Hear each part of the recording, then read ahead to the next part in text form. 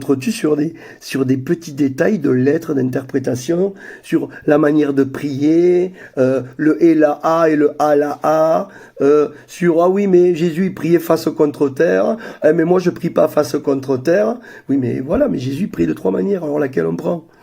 Non mais c'est... Mais justement, par rapport à cette phrase, là on arrive au chapitre langue des oiseaux versus logos. Et moi j'ai toujours cru que le logos, déjà comment tu expliques ce clivage entre langue des oiseaux versus logos, égale la miltasophie?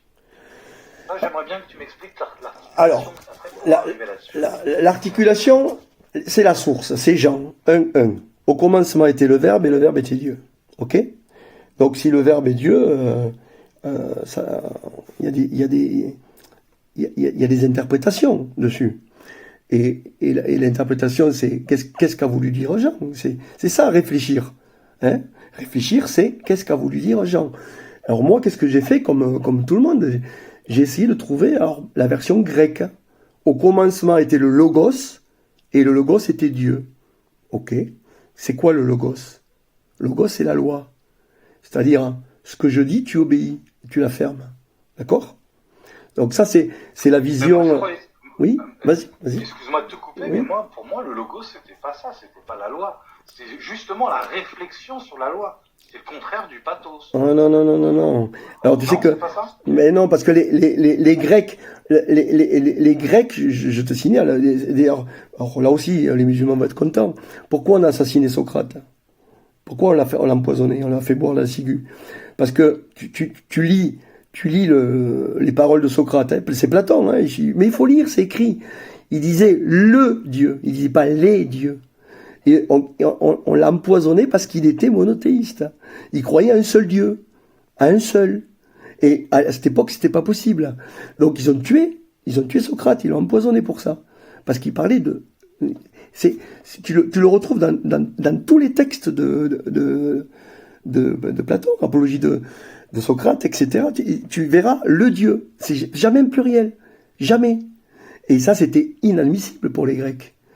Parce que Socrate, comme beaucoup, avait la connaissance, avait la sagesse. Il connaissait les sources. Les sources sont les mêmes. Que tu prennes l'hindouisme, c'est mon livre. Ils ont qu'à lire la fin de la science économique, le début de l'âge d'or. J'explique tout. D'où viennent toutes les religions, la source. Parce qu'il y a une source. Il y a une source, les racines. Puis après, il y a un arbre avec des branches qui partent dans tous les sens. Et tu retrouves, ben voilà, ça part dans tous les sens. Et nous, on est là pour... Pour toi, la langue des oiseaux, c'est la réflexion, et le logos, c'est la loi, en gros. Alors, non, parce que je t'explique. Alors, le logos, c'est la version grecque. Ça correspond à leur mentalité. Les Grecs, c'était les premières lois, c'était les lois de la cité, etc.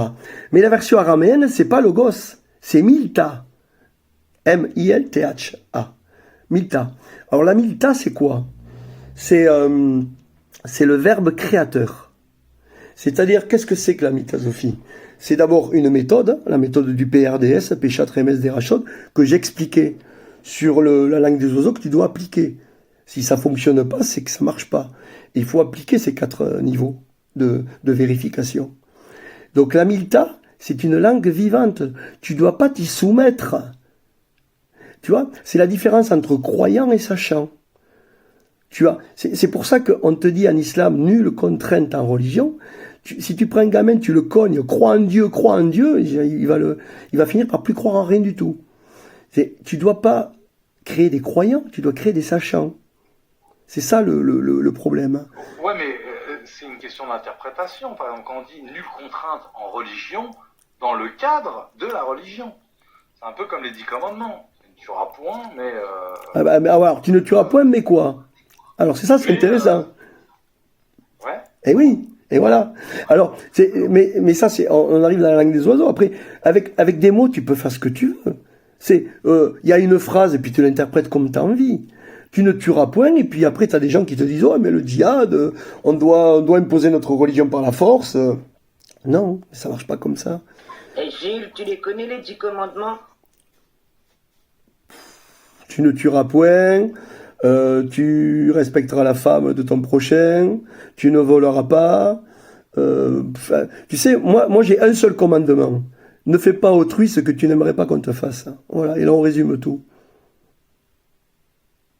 Mais moi je suis pas un religieux, hein, je suis pas un prêtre. Hein. Moi je suis rien, je suis un berger moi. Donc là on était sur la langue des oiseaux et ton articulation avec le logos et la miltasophie. Tu vois, là tu m'as appris quelque chose, que pour moi le logos c'était vraiment la réflexion. J'en apprends tous les jours. Donc là on va passer à l'autre chapitre. Attends, on doit terminer parce que si tu passes de verbe à logos et à milta, il y a des implications. Il y a des implications profondes. Si dans le logos tu es soumis à Dieu et dans la milta tu es co-créateur avec Dieu, puisque tu es dans la compréhension profonde de ce qu'il veut dire. Donc tu n'es plus soumis, tu n'es plus un croyant, tu es un sachant. Ça veut dire qu'il... C'est ça que j'arrive pas à comprendre. C'est quoi la différence entre milta et... Eh bien, milta, je te répète, c'est le verbe vivant. Le verbe vivant, le verbe créateur. Le verbe n'est pas figé. Si je te dis, tu ne tueras point, ça y est, c'est figé, point barre, tu ne tueras point. Si je te dis, obéis, ben, tu obéis. Mais dans la milta, en tant que verbe créateur, tu dois comprendre le sens des mots pour pouvoir y adhérer ou non. D'accord? Et ce qu'ils veulent dire. Et quand tu comprends profondément la langue des oiseaux et l'explication profonde des textes, tu n'as plus besoin d'obéir, tu n'as plus besoin d'être soumis à quoi que ce soit. Parce qu'il va falloir quand même mettre les pieds dans le plat. C'est quoi le plus important? C'est quoi le message de Jésus? C'est la liberté de conscience. Elle n'est pas négociable, cette liberté de conscience. Elle n'est jamais négociable.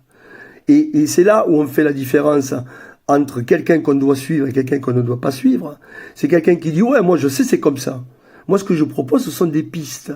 Si on trouve que ce que je dis, c'est des bêtises, ben, qu'on me donne la preuve, qu'on vérifie ce que c'est que le proto-sinaïtique, qu'on vérifie si le livre d'Al-Khwarizmi, c'est pas Mukabala ou Al-Mukabala, qu'on vérifie.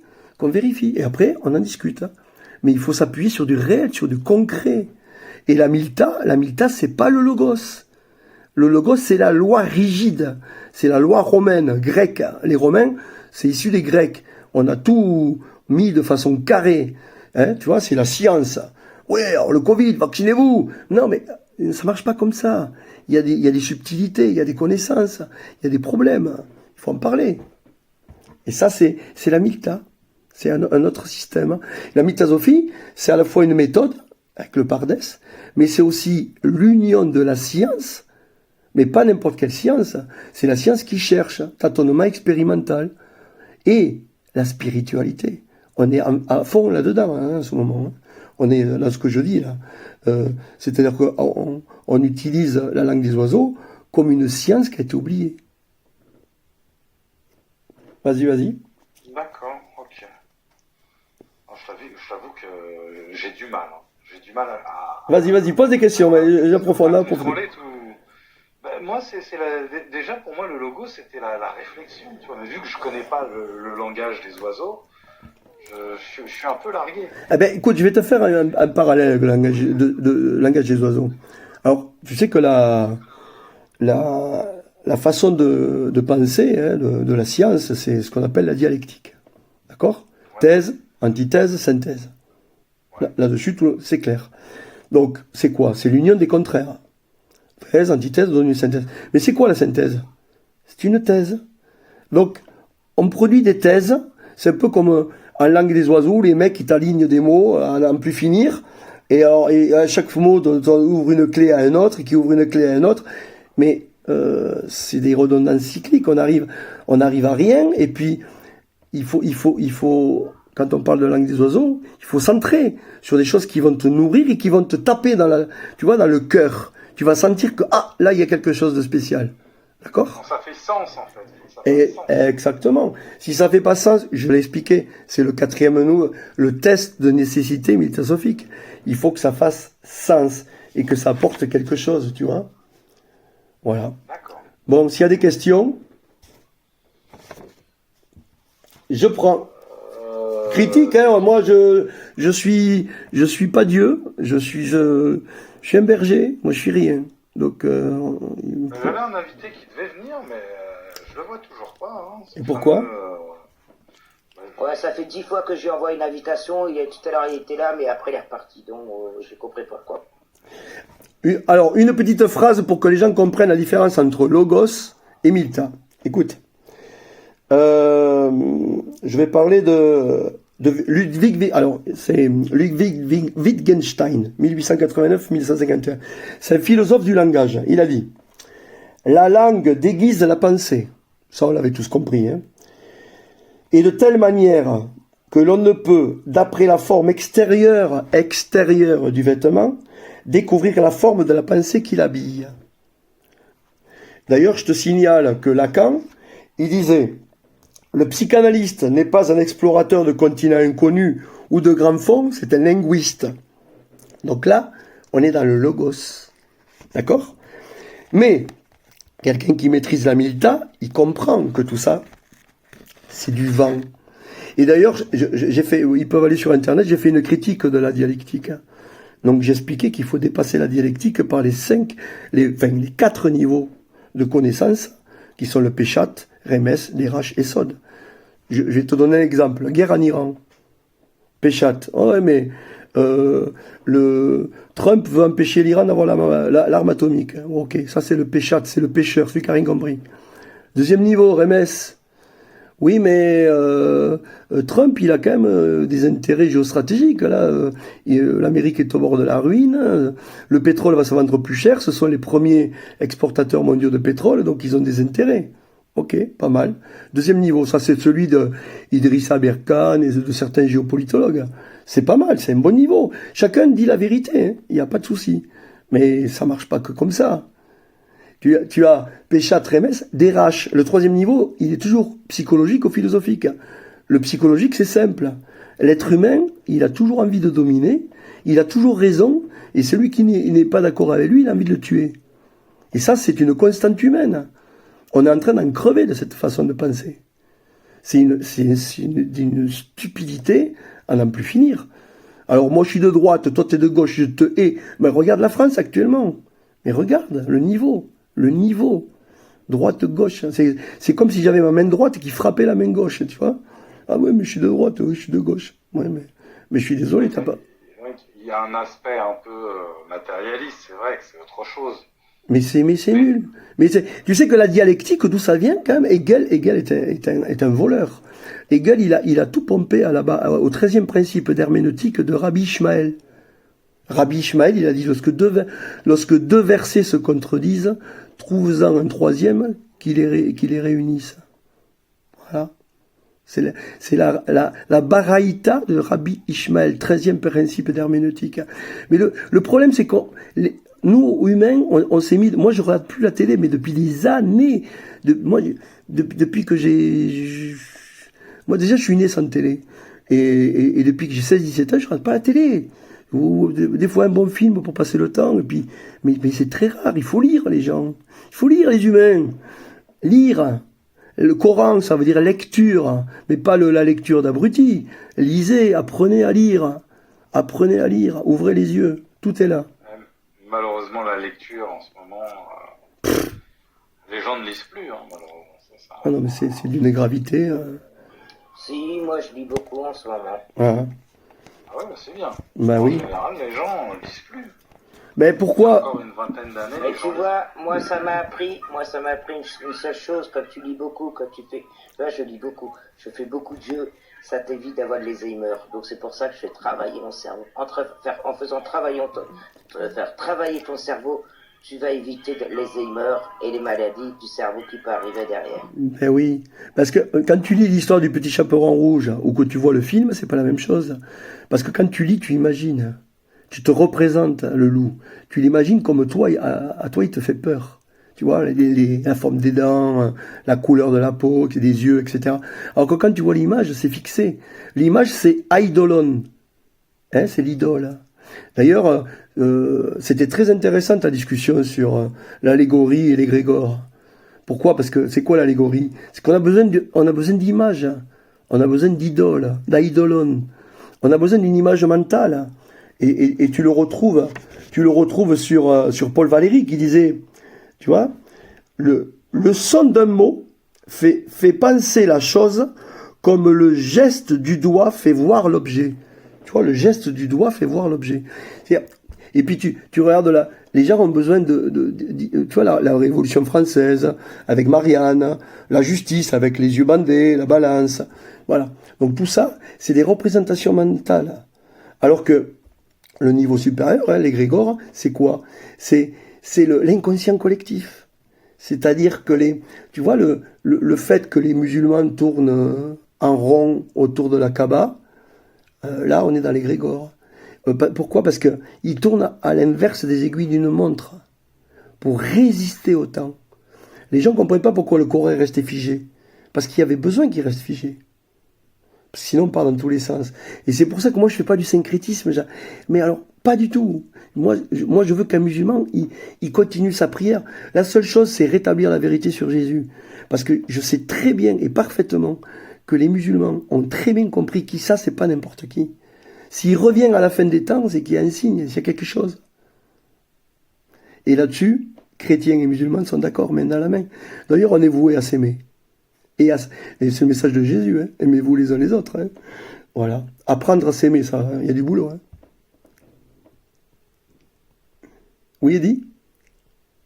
Oui, non, mais c'est exactement ça. Mais d'ailleurs, sur la comparaison entre la lecture et, par exemple, voir un film ou les vidéos, c'est que quand tu lis, tu es actif.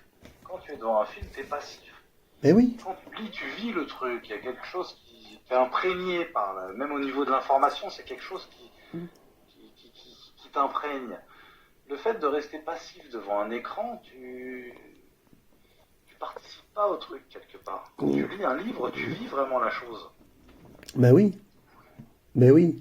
Mais après, le rapport entre égrégore et allégorie, j'ai pas trop compris. L'allégorie, c'est l'image. L'eidolon, c'est la représentation mentale qui est nécessaire. Tu as besoin de te représenter mentalement quelque chose. Si je te montre un croissant de lune, voilà, tu sais immédiatement que c'est la lune. D'accord? J'ai pas besoin de t'expliquer. Là, c'est une allégorie. L'égrégore, c'est autre chose. L'égrégore, c'est ce qu'on pourrait expliquer par l'inconscient collectif.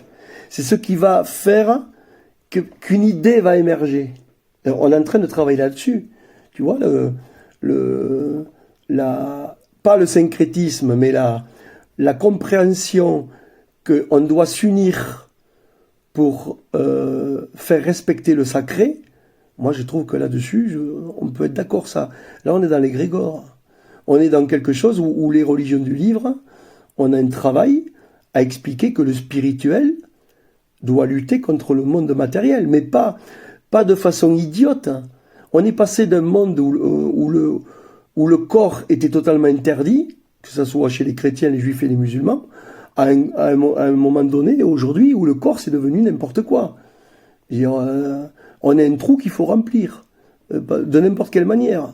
Donc, on est dans la religion du vide, mais du vide total. Et il va falloir qu'on trouve un équilibre. Et je crois qu'on est là, on est dans ce point d'équilibre. Et je pense qu'il y a beaucoup de musulmans, chrétiens et juifs qui ont compris que la religion, certains prêtres, certains imams et certains rabbins sont plutôt dans la domination, parce que c'est lié au pouvoir, tout ça.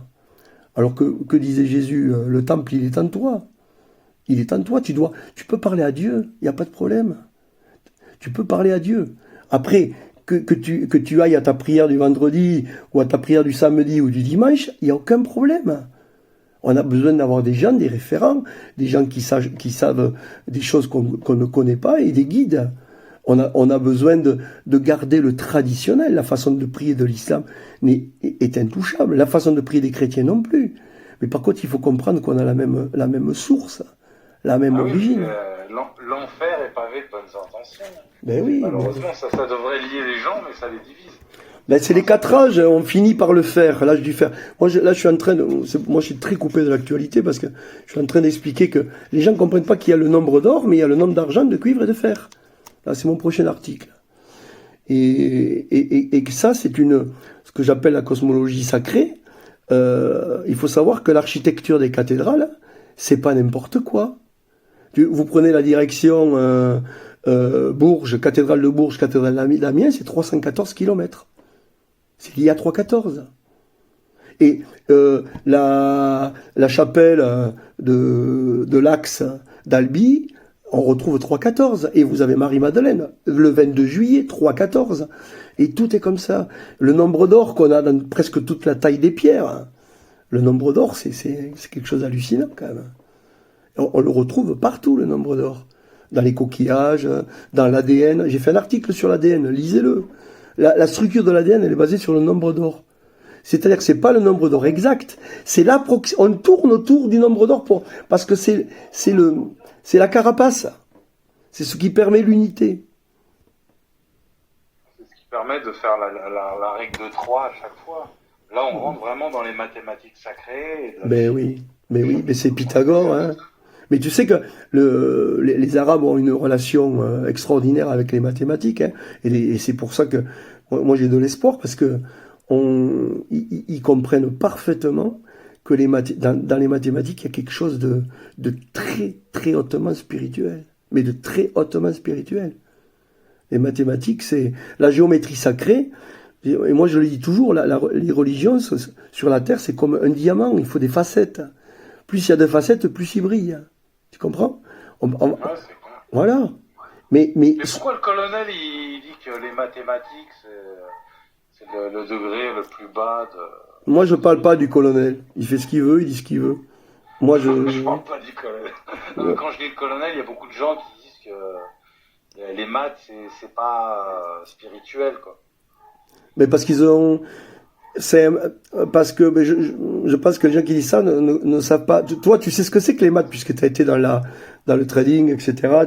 Tu comprends les maths. Ouais. Si tu comprends pas les maths, explique-moi les nombres irrationnels. Pi, phi, 3, racine carrée de 2. Pourquoi, quand on touche au carré, on n'arrive pas à calculer la diagonale?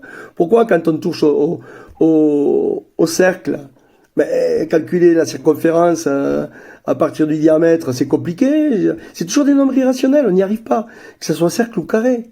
En islam, tu as faites vos recherches. On appelle ça le nombre d'argent ou le nombre de Cordoba. Pourquoi? Parce qu'il y a une cathédrale à Cordoba qui est basée sur l'octogone. Et en fait, l'octogone, c'est arriver à unir le carré dans le cercle. Ben oui, c'est la Kaaba. Tu vois, on en revient. Mais c'est pour ça, on en revient à la langue des oiseaux. Le cube, la Kaaba, d'accord? La perfection cubique, le cercle. Voilà, il faut que ça se recoupe, sinon la langue des oiseaux ne marche pas. Des questions? Non, c'est carré, hein, c'est carré.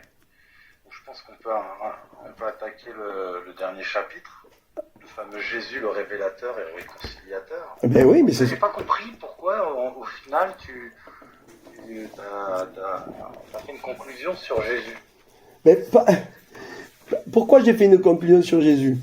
Parce que quel est la seule personne, le seul prophète qui peut réunir juifs, chrétiens et musulmans? Cherche-moi un seul. Vas-y.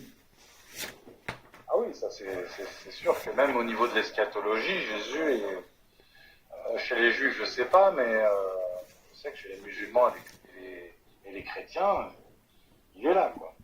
Mais oui, mais Issa, écoute, pourquoi Jésus a été crucifié? C'est pas compliqué. Premièrement, il priait pas dans les temples. Il priait sur le mont des Oliviers, dans le désert.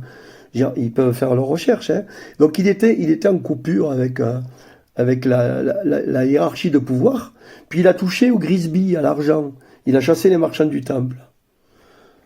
Et moi, je dis toujours, moi je n'aime pas critiquer l'Église, parce que dans l'Église, il y a des gens, c'est comme dans l'islam, il y a des gens extraordinaires, il y a des il y a des musulmans, moi j'ai connu dans ma vie des tas de musulmans, qui soient soufis, chiites, sunnites. C'est pareil, en islam, ils s'entretuent. C'est fabuleux pour la même religion. J'ai connu des gens extraordinaires. Mais le Vatican, quand même, avec son rapport à l'argent, l'ambac Ambrosiano, tout ce qui s'est passé, toutes les croisades, tous les massacres, il va falloir qu'on se rende compte que ça, c'est un passage historique d'un certain âge, et l'islam est en train de passer par là aussi, hein. Et avec le salafisme, avec le retour au rigorisme total. Après, il faut bien comprendre que le salafisme, c'est une réaction au matérialisme, hein. C'est-à-dire que, comme tout est matériel, et jusqu'à la sexualité, qui deviennent totalement folles, ben, certains ont décidé de se refermer.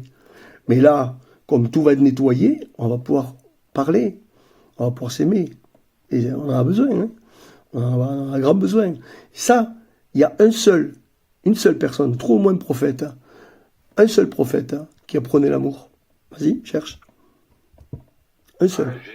Ben voilà. Ben oui. Ben oui. Jésus n'a pas parlé de djihad, de guerre sainte, de quoi que ce soit. Il a dit, le temple est en vous, vous êtes, quand il dit vous êtes des dieux, mais, alors la langue des oiseaux, vous êtes des deux, mais vous êtes des dieux. C'est-à-dire on est des co-créateurs. Il faut savoir ce que sont les cycles. On crée, c'est un plateau de conscience. On parle de conscience, d'élévation, spirale de la conscience. C'est ça les cycles. On doit s'élever, et je peux t'assurer, et là je parle à tout le monde, qu'on soit athée, bouddhiste, musulman, juif, ce qu'on veut. Jésus, le message de Jésus, il est éternel. Parce que c'est le seul qui permet enfin de poser l'épée. Le seul. Il n'y en a pas d'autre. Si tu en trouves un autre, tu me l'envoies et moi je me soumets de suite. Non mais on va... Si je te pose une question qui va te faire hurler. Vas-y, dis-moi. Il y en a beaucoup qui font la jonction entre le communisme et Jésus.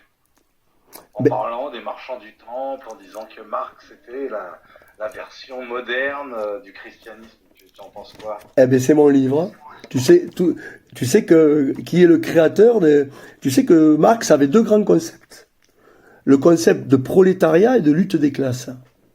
Eh ben c'est pas de lui. Parce que Marx, pour résumer, c'est un barman qui faisait des cocktails. C'est-à-dire un peu de matérialisme dialectique, et il a tout pris à Félicité de Lamennais. C'est un prêtre. C'est un prêtre, la notion de prolétariat. Bon, c'est vieux, hein, ça vient des Romains, mais c'est un prêtre qui l'a formalisé. Il y a Dans quelle année, ça? Alors, Stanislas Regnault a écrit un livre c'est le procès de Lamennais. Je crois que c'est 1841. C'est bien avant le Capital de Marx, hein. Capital de Marx, je crois que c'est... C'est la même période, parce que la question juive, c'est 1845, je crois. C'était les débuts des écrits de Marx. Oui, Marx, mais le Capital, c'est bien après. C'est 7 ou 8 ans après. Donc, c'est bien après. Donc Lamennais, et d'ailleurs, ça a fait un scandale, imagine-toi. Et l'Église est embêtée, puisque tu avais un prêtre qui prônait la lutte des classes, il n'a pas prôné la lutte des classes. Il a expliqué qu'il y avait un prolétariat qui vivait dans la misère, et que ça allait se terminer en lutte des classes. Mais tu as vu le film de Mission avec De Niro? Ouais. Tu te rappelles? Voilà. Ouais. Donc tu avais les jésuites qui avaient fondé des missions qui étaient basées sur la communauté. C'est-à-dire, les gens étaient égaux. C'est un peu le système de la tribu. On se partage tout, on travaille ensemble. Ben, il y en a qui vont prendre du café, d'autres cultiver du maïs, d'autres s'occuper des poules. Bon. Chacun a un rôle dans la communauté, mais on partage tout. Mais voilà. Mais le mot communisme, ça vient de commun. Mais on ne devient pas commun. On met tout en commun. C'est la matière qui est au service de la communauté. Et donc on est d'accord qu'il y a un lien entre le communisme et le christianisme. Total. La base. C'est la source. Oui, mais le communisme, je te rappelle quand même le marxisme, c'est la lutte des classes et la dictature du prolétariat. Avant de passer au communisme parfait, il faut passer par la dictature des prolétariats. Moi, toute idée, alors ça, moi je vais être clair, et ça je le dis aux adeptes d'ailleurs du futur roi de France, je veux dire, si vous voulez imposer vos idées aux autres par la force, vous me trouverez sur votre chemin. Ça marchera jamais. Ça marchera jamais. La liberté n'est pas négociable. Après la liberté, attention. Toujours pareil. Ne fais pas autrui ce que tu n'aimerais pas qu'on te fasse. On n'a pas envie d'avoir des gens avec une plume dans le cul qui se baladent dans la rue. D'accord? On est bien d'accord là-dessus. La sexualité, c'est privé. Voilà. On n'a pas à y fouiller, par contre, on n'a pas non plus à en faire l'apologie. Hein. Tu sais, ce que disait Aldous Huxley, hein. Plus la liberté diminue, plus le sexe augmente en compensation. Voilà. C'est pas faux. C'est pas faux. Ben oui, c'est la seule liberté qu'on a aujourd'hui. Mais d'un point de vue pragmatique, toi qui connais en économie et en politique internationale, parce que là j'ai bien compris que tu m'as parlé d'union, du côté un peu burlesque des clivages politiques, mais comment tu verrais une solution dans le contexte international?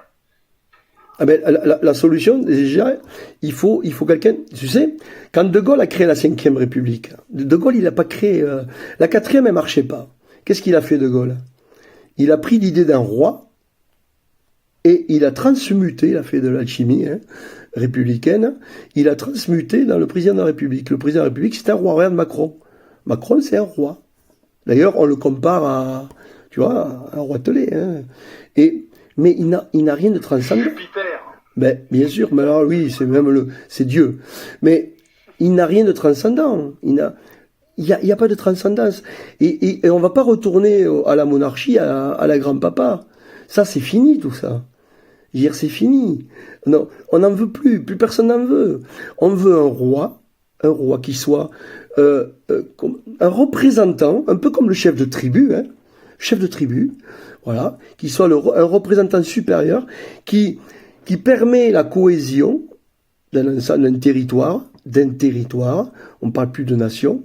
La France, c'est un territoire, et ça, tu es le premier à le savoir. En France, on a des Arabes, on dit Arabes, mais la plupart sont maghrébins. Tu as des Africains, des gens qui sont métis, tu as de tout. Et on est ensemble, et il va falloir qu'on apprenne à vivre ensemble, un jour ou à l'autre. Je t'ai envoyé une vidéo sur une jeune Marocaine, là, qui explique à ses copines pourquoi je dois dire Wallah à chaque fin de phrase et cracher sur la France. C'est notre pays, il nous a nourris. Moi, je le dis à tous mes amis musulmans, vous pouvez être musulman sans problème et être français, il n'y a pas de problème. Mais qu'est-ce que c'est cette histoire? Depuis quand on n'a plus le droit d'être bouddhiste, musulman, protestant, hein? La seule chose qu'on demande, c'est de respecter les us et coutumes françaises. Évidemment, la France, elle a été catholique, elle a été chrétienne, et on ne peut pas cracher là-dessus. Et après, du moment qu'on respecte, où est le problème? Mais il faut être fier de notre pays, il est magnifique. La France, c'est un pays magnifique, n'est-ce pas, Elie? Je t'ai perdu? C'est clair. Ah, on est d'accord. C'est clair que... Mais comment on vend de la chose aussi d'un point de vue pragmatique? Alors, pragmatique, eh bien, ils ont qu'à lire. Moi, j'ai écrit BRICS Settlement Network. C'est-à-dire que j'ai trouvé, parce qu'il y a une faille dans le BRICS Pay des BRICS de la Russie, Chine. Pourquoi? Parce que c'est la domination russe et chinoise sur la nouvelle monnaie qui va s'appeler l'UNIT. Ça peut pas marcher. Donc, il y a un problème de gouvernance. Moi, je l'ai résolu avec le BRICS Settlement Network. Mais ça, c'est un brouillon. Puisqu'on base tout sur l'or et les matières premières. Et on est encore basé sur la matière.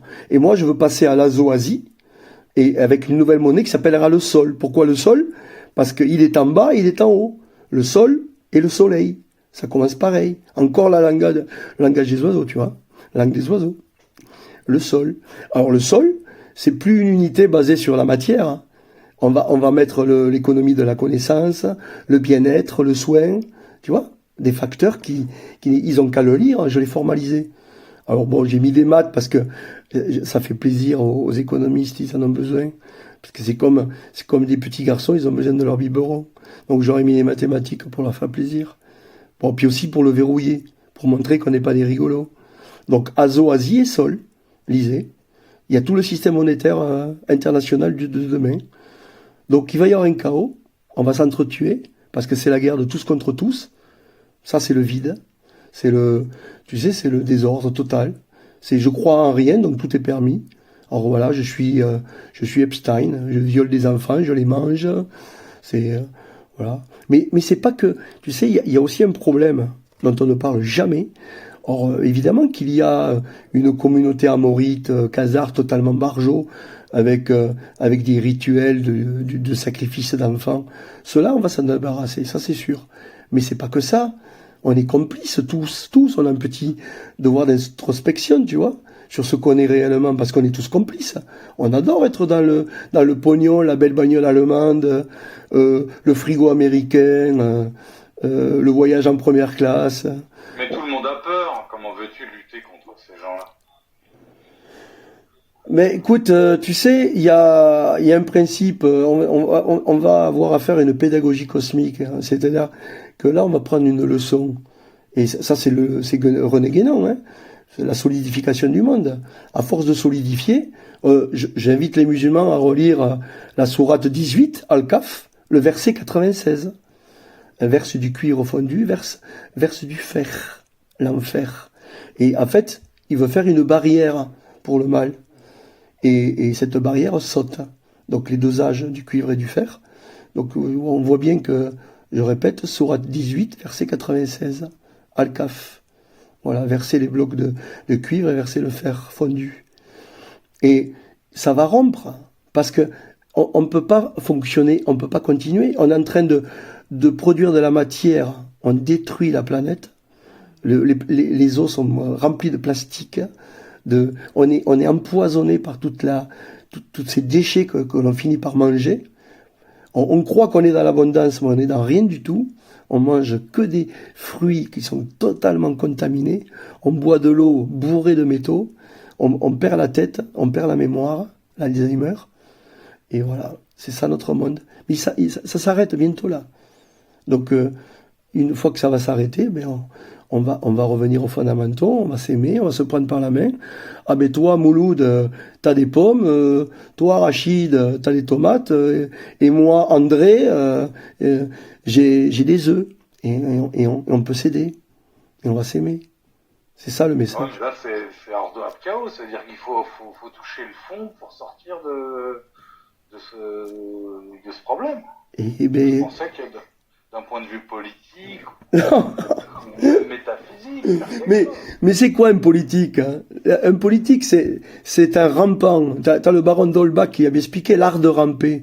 Je veux dire, les politiques, ce sont les gens qui rampent le plus aujourd'hui. C'est-à-dire qu'on est en dessous du niveau du chien, on est au niveau du rampant, c'est-à-dire du gars qui est prêt à tout accepter. Tout, mais tout, pour avoir ces millions. Par exemple, si t'aimes la France, les Français t'aiment la France, et t'es conscient de tous ces problèmes, quel est l'échappatoire? On va pas faire comme Michel Onfray, on laisse tout tomber, et on attend que des cendres renaissent la France comme le phénix. Eh ben non, on a les prophéties, on a la prophétie de France. La nouvelle Jérusalem, c'est pas Jérusalem, c'est la France. La nouvelle Jérusalem céleste, c'est la France. La France, elle a une mission. Il va venir un grand roi qui sera fils, descendant de Jésus, Marie-Madeleine. Et Marie-Madeleine, je vais le dire, et ça va choquer énormément de monde, elle était noire, elle était métisse. C'est une princesse issue du mariage de la reine de Saba et de Salomon. Et donc, quand Marie-Madeleine a oint avec du nard les pieds qui valaient 300 sesterces, c'est-à-dire l'équivalent de 3 ou 4 ans de salaire, les pieds de Jésus, c'est exactement ce qu'a fait la reine de Saba à Salomon. Exactement. C'est pas qu'elle lui a oint les pieds. C'est un mariage. C'est les noces de Cana. C'est le mariage sacré, c'est ce qui va donner Et d'ailleurs, Marie-Madeleine est allée en France, elle est débarquée au Sainte-Marie de la Mer, et il y a son crâne, hein, son crâne est noir d'ailleurs, c'est le hasard. Son crâne est à Sainte-Maxime, à Sainte-Baume, à la Sainte-Baume, et à Saint-Maximin, ouais. À la Sainte-Baume, et les gens peuvent voir, le crâne de Marie-Madeleine, il est en Provence, il est en France. Et d'ailleurs, elle a fait tous ses enseignements à Aix-en-Provence. Vous avez une petite église, ça c'est mon futur livre, hein. Vous avez une petite église jésuite qui est située tout en bas d'Aix-en-Provence. Lorsque vous mesurez la distance entre la cathédrale de Clermont-Ferrand et cette basilique, cette petite église, où il y avait Marie-Madeleine, il y avait une source, eh bien ça fait 314 kilomètres. Waouh. Et Clermont-Ferrand, regardez, elle est bâtie en pierre noire. Oh, le hasard. Voilà, on y est. Bah, elle n'est pas noire, Marie-Madeleine. Marie-Madeleine, si, métisse. Métisse. Non. Sa fille Sarah et Sarah la Noire. Écoute bien. Et sa fille s'appelle pas Sarah? Sarah la Noire? La Noire, la fameuse sainte des Juifs, comment ça s'appelle? Des Roms? Eh oui. Elle est noire, sa fille. Elle s'appelle Sarah. On vient de regarder, elle n'est pas noire, excuse-moi. Eh ben bon, et bon, comment tu sais qu'elle n'est pas noire? T'as des photos? Regarde. Non, mais c'est pas. Regarde la cathédrale d'Albi, la couleur de peau de Marie-Madeleine. Elle est métisse. Et d'ailleurs, tu as les gitans. Et c'est qui la reine des gitans? C'est qui la princesse des gitans, la fameuse vierge des gitans? Elle s'appelle comment? Sarah la Noire. Mais c'est qui Sarah? La fille de Marie-Madeleine. Mais la fille de qui? Va à l'église d'Écuisse. Moi j'ai des arguments. Hein. À l'église d'Écuisse, qui est de 1311, il y a une statue de Marie-Madeleine enceinte. Mais enceinte de qui? Enceinte de qui? À une époque, ils sont dit... Oh merde. Ah, il était blanc, Jésus? Il était blanc, Jésus? Au blanc, Ah oui, Jésus, il était blanc. Tout blanc, aux yeux bleus, blanc aux yeux bleus. Ah, Jésus, il était noir. Non, mais arrête. Mais il n'est pas noir, Jésus. Il était juif. Non, mais il faut arrêter de dire des bêtises. Jésus, il n'était pas juif, il était Jérusalem. Il vient de Jérusalem, il n'était pas juif. Ah non, il n'était pas juif, Jésus. Arrête. Il n'est pas juif, Jésus? Bah non, il n'est pas juif. Ah bon? Il mangeait pas cachère? Mais s'il était juif. Mais il était juif, mais il faut pas raconter, il s'appelait Yeshua. Arrête, Eddie, tu vas pas croire des conneries comme ça. Là, depuis tout à l'heure, ça... Non, arrête. Ah ben, bon, mais fais tes recherches. Tape mais tu tapes Wikipédia, qui tu veux. Va interroger un prêtre catholique. Dis-lui, Jésus était juif ou non? Oui, c'est connu de tout le monde, hein, Lolo. Et d'ailleurs, dans l'islam, il est reconnu comme un prophète juif, avec Moïse, etc. Ah ouais, faut se renseigner. Hein. Non, mais David. Et David, il était quoi alors? Et puis ils étaient blancs aux yeux bleus. Tous. Non, mais non, c'est pas grave. Non, mais bon, moi. Bon, écoute. En tout cas, voilà. Donc il y a eu une enfant qui s'appelle Sarah. Ça a donné toutes les descendances des rois. Mais c'est où la Galilée? Mais c'est où? Bah oui, mais non, mais il n'était pas juif. Ah d'accord, oui. Ah bon, ok. Non, mais Lolo, il était juif. Mais non, mais là, on va pas en discuter. Lolo, quand on aura fini la discussion, tu fais tes recherches et tu verras. Ouais. Fais tes recherches. Tu vas vite trouver, en 2 minutes. Tu marques, Jésus était-il juif? Point barre. C'est tout. Voilà. Il n'y a même pas de débat. Hein. Mais tu as eu tout le débat sur les circoncis, on les appelait, ceux qui n'étaient pas circoncis, qui ne pratiquaient pas le judaïsme, étaient appelés les gentils. Il y a eu une guerre entre Saint Jacques, le fameux Jacques, qui à Saint-Jacques de Compostelle, a eu des débats avec Pierre et à l'époque, comment il s'appelait, Saint Paul, pour savoir si on devait accepter les gentils dans la religion d'origine, la religion chrétienne, les gentils, les non-juifs. Et oui. Et c'est Saint Paul qui a tranché, qui a dit oui, les non-circoncis, les mangeurs de porc, on les accepte. Voilà. Et c'était les non-juifs. Mais c'est un débat, ça a duré un siècle. Mais tu vois, la religion...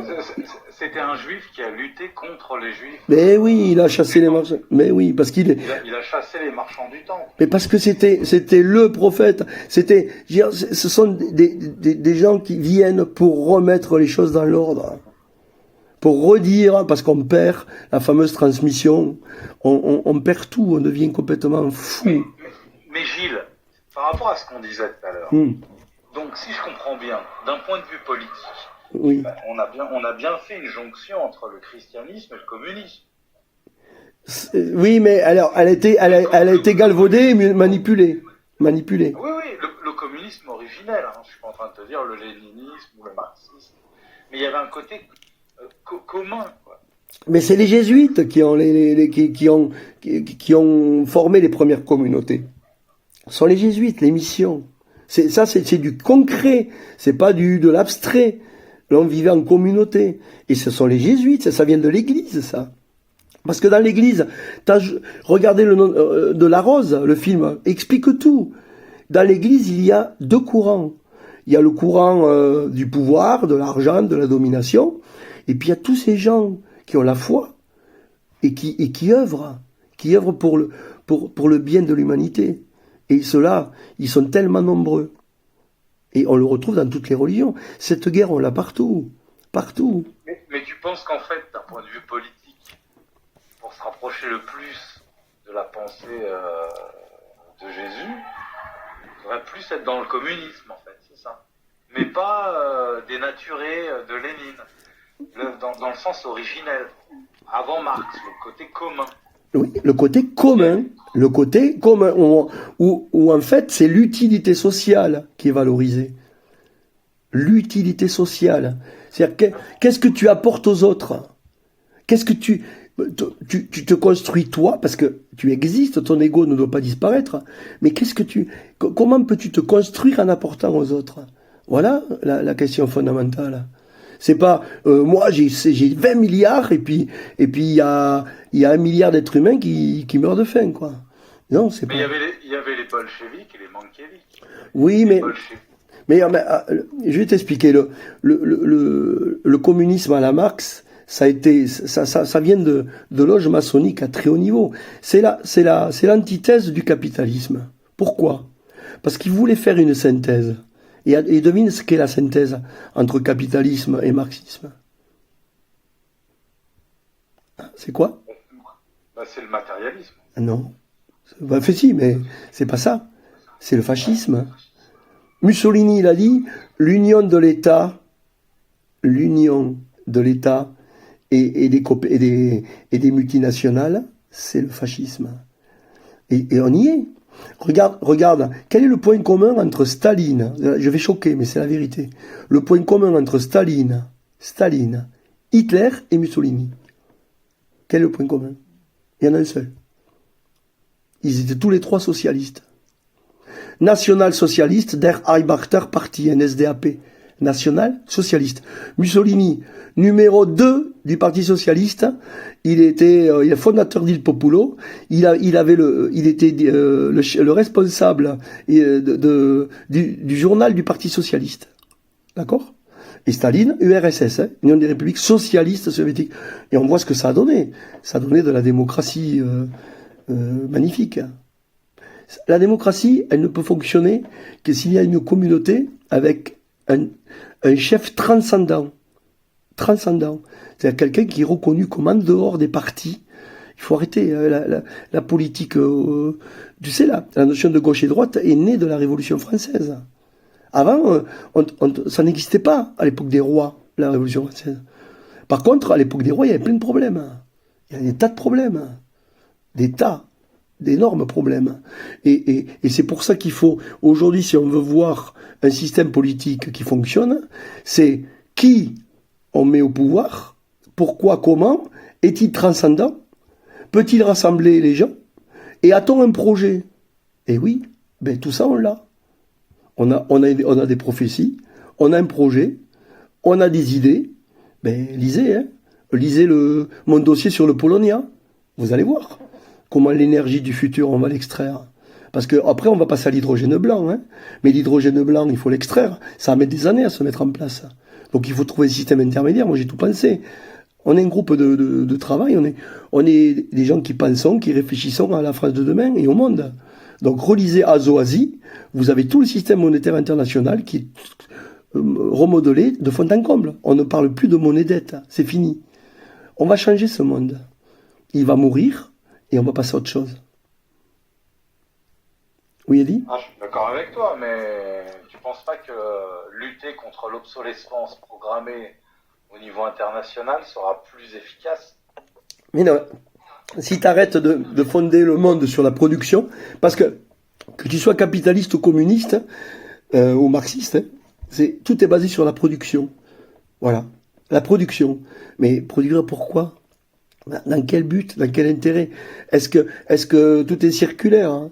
Le cycle de l'eau, il est circulaire dans la nature. Nous on fait rien de circulaire. Rien. Mais si tu essayes de créer un capitalisme avec une base sans obsolescence programmée, tu arrives sur un cercle vertueux. Mais non. Alors, je vais t'expliquer.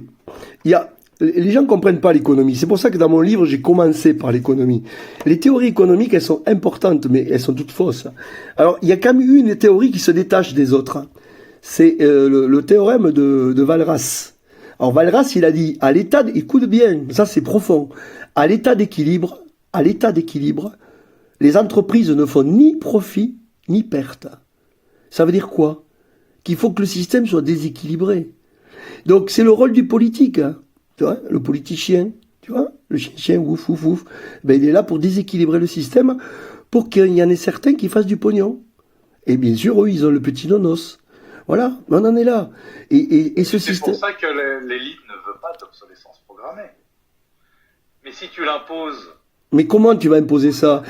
Tout est basé sur la production, le travail. Regarde, mais tu imagines ce qu'on produit, ce qu'il faut extraire de la terre pour pouvoir avoir tes téléphones portables, tes ordinateurs, tes télés, mais c'est hallucinant.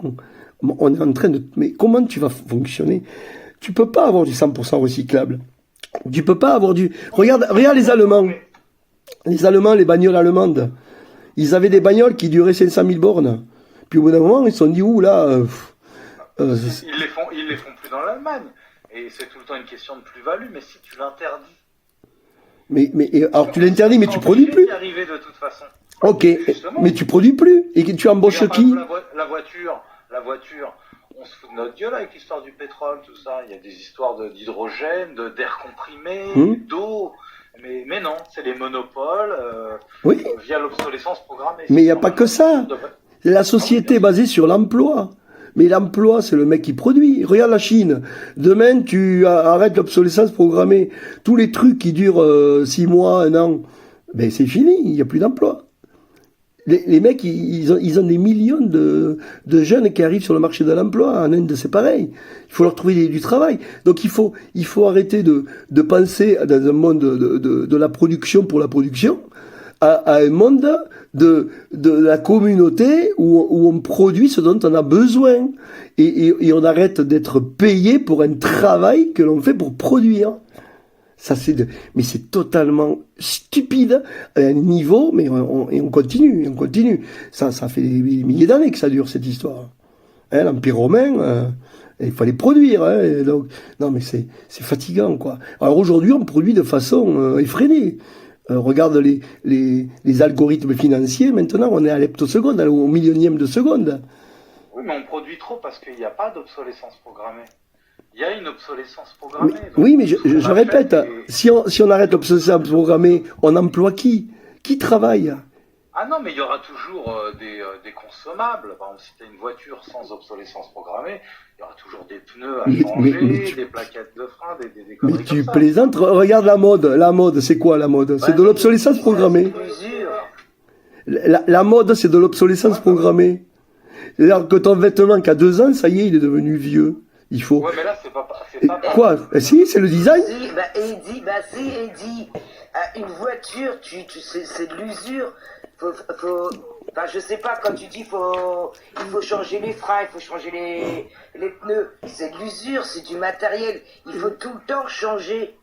Oui. Tu vas pas garder une voiture 20 ans sans rien changer. on n'a pas dit ça.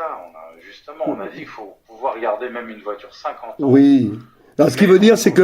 les pneus et voilà. des trucs comme ça. Parce que normalement, une voiture, tu devrais la garder toute ta vie. Tu changes que les pneus et les plaquettes de frein, les petits trucs à droite à gauche. On pourrait faire ça. Oui, mais les producteurs... Bah si, tu peux. Il y a des voitures que tu peux. Nous, on a la BMW. Là, ça fait combien de temps qu'on l'a? Philippe, ça fait combien de temps qu'on l'a, la BM? Bah, la BM, elle est de 2007. Elle est de 2007. Elle est arrivée à combien de kilomètres? Presque 400 000. Presque 400 000. Mais, Elle est encore bonne. Mais la 205 diesel, moi j'ai des amis, ils ont 700 000 km, 800 000 km.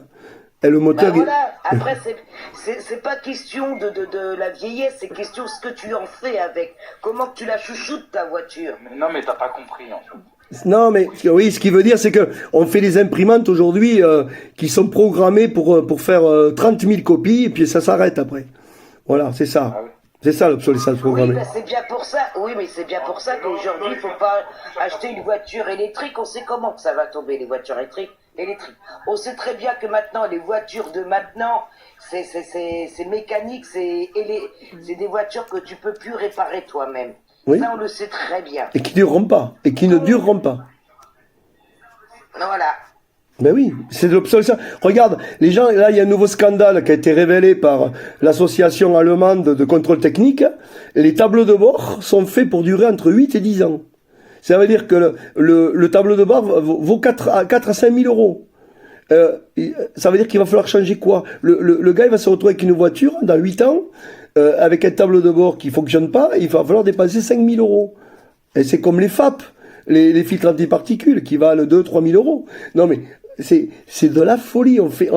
Mais on fait ça parce que il faut, il faut produire. C'est insupportable. Il y a un autre monde. Moi, vous lisez tout ce qu'on a écrit, ce que j'ai écrit d'ailleurs, Azo, Asie, etc. Vous verrez, tout est expliqué. On peut fonctionner différemment. L'humanité, elle a fonctionné différemment. On va fonctionner différemment. Et c'est tout. Et on va se donner la main. Et on va bosser ensemble. Oui, mais pour que les gens comprennent, pour que Lolo, tu comprennes, en fait, quand je parlais d'obsolescence programmée, je vais donner un exemple des ampoules, par exemple. Quand on a créé les ampoules, au début, une ampoule, ça durait 20 ans, 30 ans, 40 ans.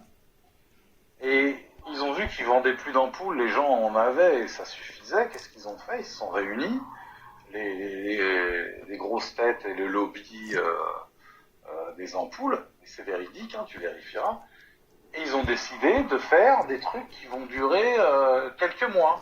Ouais. Pour faire du business. Ouais, comme les premiers banylons, qui étaient éternels. Exactement. Par exemple, il y a une ampoule, Lolo, qui a été allumée en 1890, un truc comme ça, et qui est toujours allumée actuellement. Oui, parce qu'ils ont dimensionné le filament de tungstène pour qu'il dure ad vitam aeternam. Voilà. Voilà.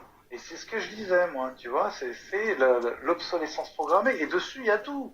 Il y a lutter contre la spéculation, l'écologie. Moi, je pense qu'il y a moyen de faire quelque chose là-dessus. Et tu en avais parlé la dernière fois. Tu vois, donc... et dis, tu vas pas me croire. Moi, de mon côté, il y a une personne qui a encore une vieille DS. Et elle fonctionne très très bien encore. Ben oui. Tu sais, les vieilles DS. Hein. Voilà. Pourquoi? Parce qu'il l'a bichonné.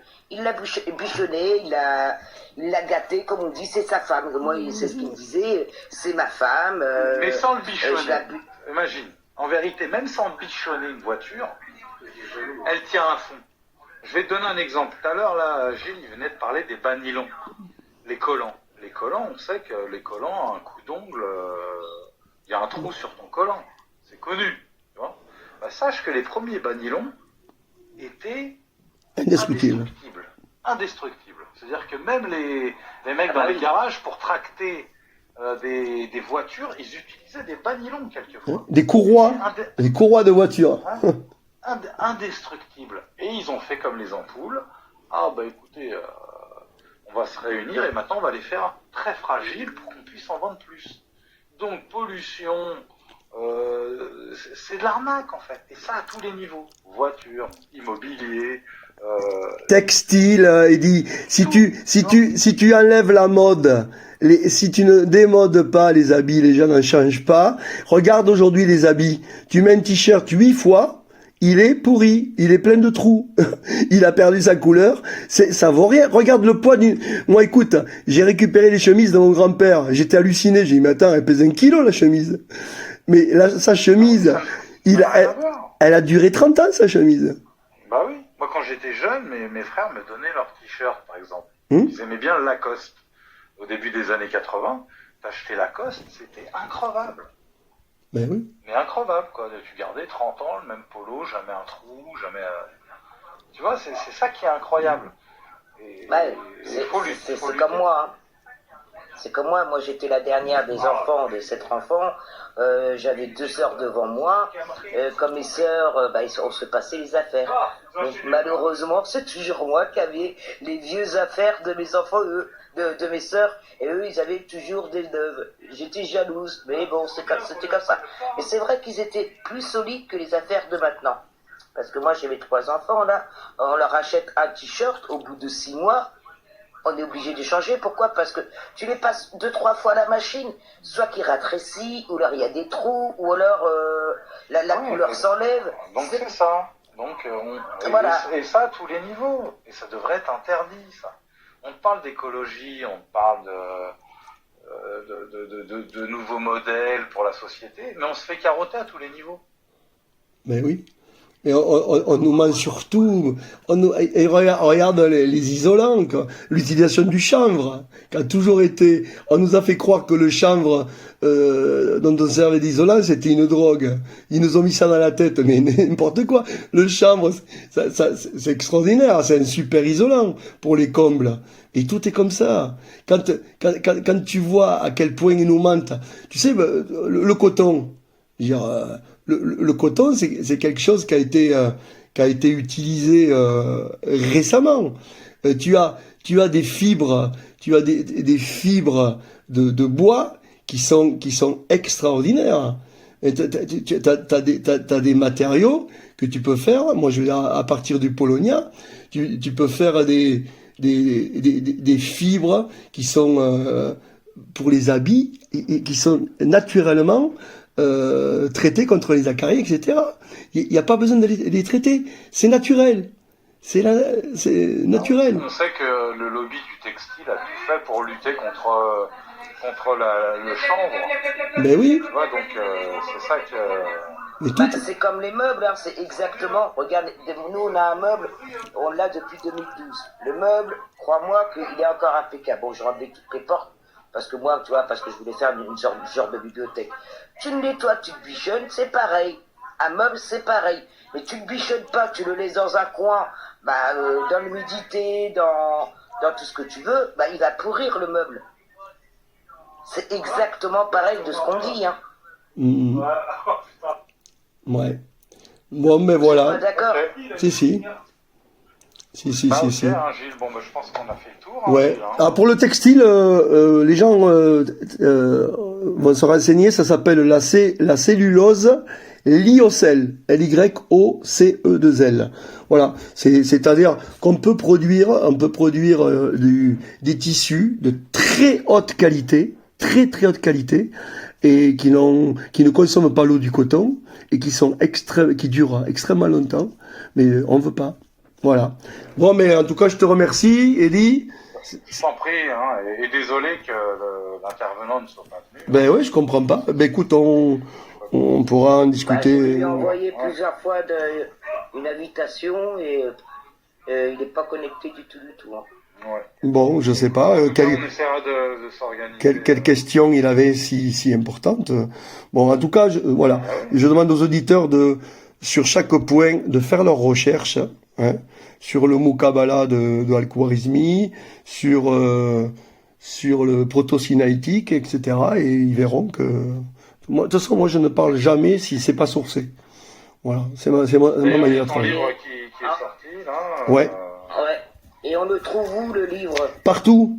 Il est à la FNAC, il est à Amazon, il est chez Mola, ceux qui sont à Bordeaux, il est à la Maison du Livre, vous le commandez en ligne, vous tapez Gilles Bonafy, la fin de la science économique, le début de l'âge d'or, et voilà, tous les points là qu'on a abordés, ben, ils y sont.